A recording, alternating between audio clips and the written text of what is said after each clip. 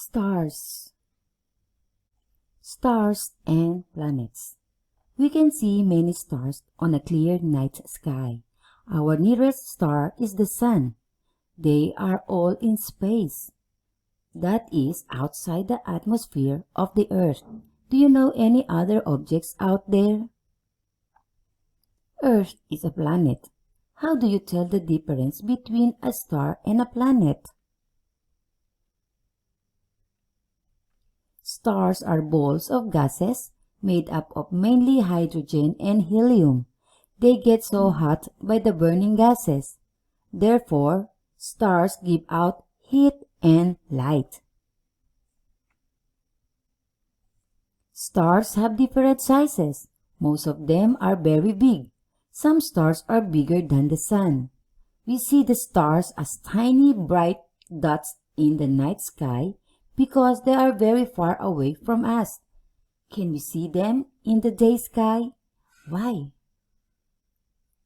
Sometimes we can see Venus in the sky before sunrise and after sunset. Why? Planets do not give out heat or light.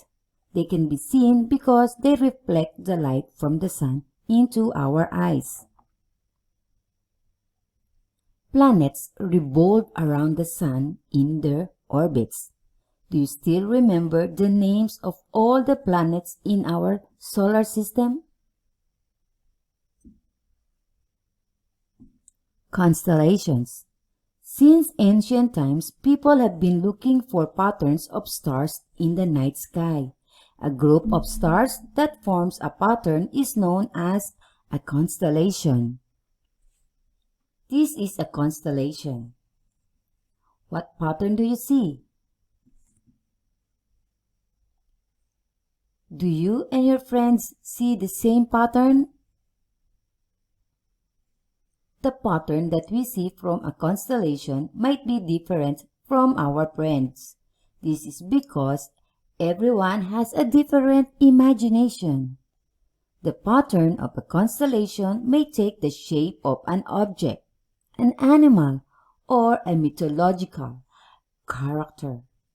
Now, we have 88 officially recognized constellations. Here are some examples of constellations. Crux is the smallest constellation. Its 4 bright stars resemble a cross that points to the south. This cross is known as the Southern Cross. The Southern Cross consists of 5 stars, and it is an asterism. An asterism is an unofficial constellation, and it can be a part of a constellation.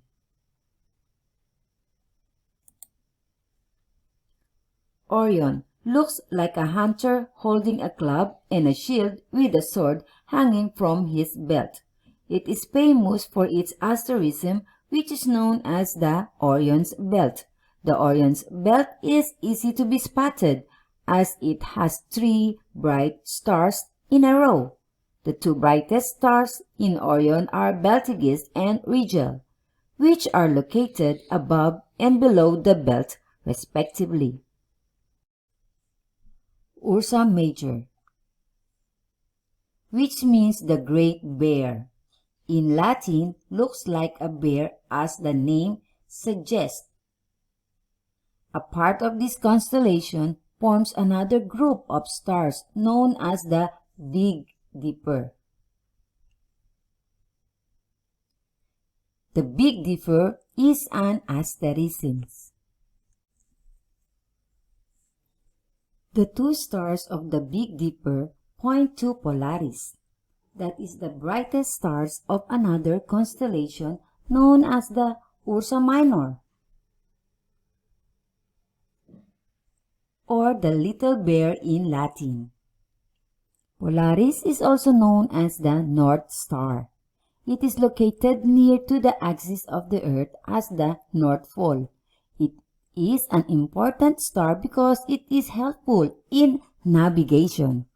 Long ago, sailors used Polaris to help them determine their locations and find their ways at seas. Can you see the Big Dipper?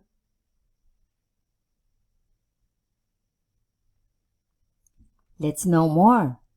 Polaris is more than 2,500 times brighter than the Sun. Zodiac is another family of constellation.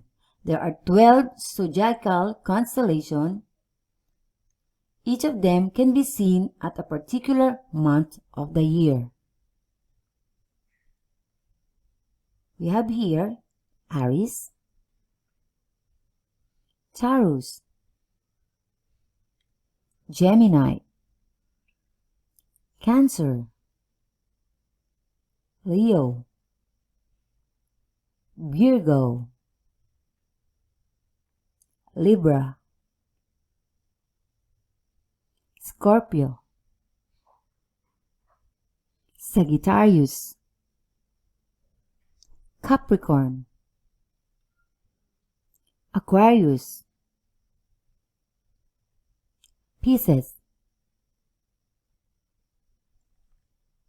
When you are watching the stars at night, you will notice that the stars also rise from the east and set in the west. Like the sun. This is because the earth rotates from the west to the east. People at position A can see the star in the direction along the earth's rotation. The star is seen as rising from the east. As the earth rotates, the people move to position B. The star is now straight up in the sky. It is midnight. When the people move to position C, they see the stars in the direction against the Earth's rotation. The star is seen as setting in the west.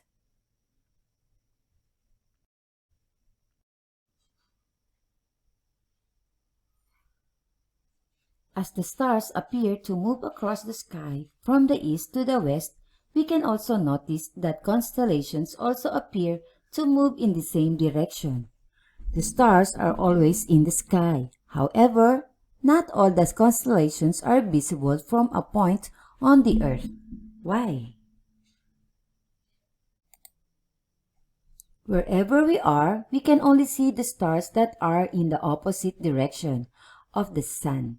During daytime, the sun is too bright for us to observe the stars located in the same direction as the sun.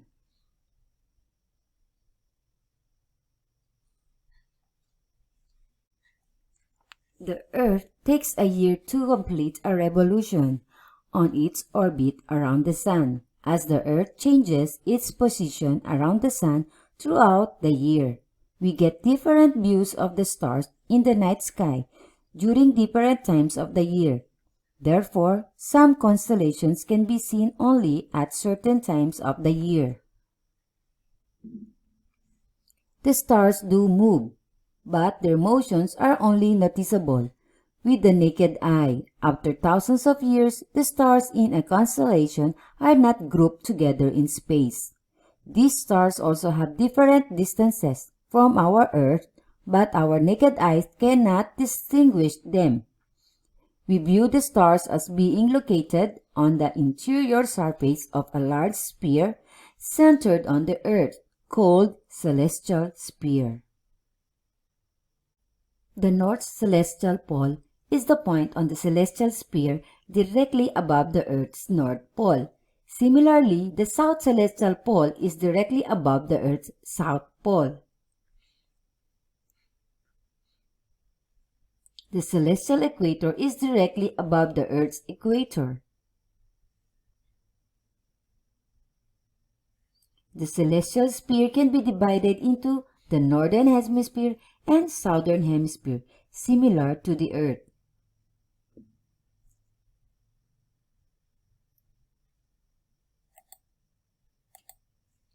We can use a star map or star chart to find stars and constellations in the sky easily. It describes the constellations that are visible from a location on the Earth on a given time of a year. Below shows an example of a star map for the month of January. How do we use a star map to find a constellation in the sky? How do we describe the position of a constellation to our friends? Let us learn more about them. Stars move from east to west because of the Earth's rotation. Therefore, the positions of the constellation also change from east to west as time goes by. The positions of a star or constellation in the sky is described in angles using azimuth and altitude. The azimuth of an object in the sky is the size of the angle in clockwise from the north to the object. The altitude of an object in the sky is the size of the angle from the horizon to the object. The point in the sky directly above an observer is called zenith.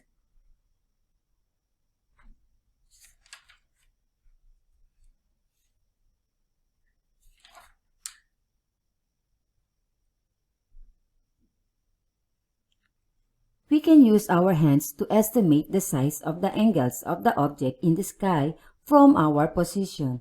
Our hands and various combinations of fingers represent different sizes of angles.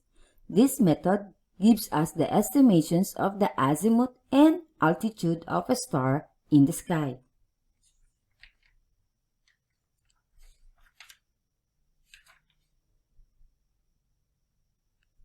Thanks.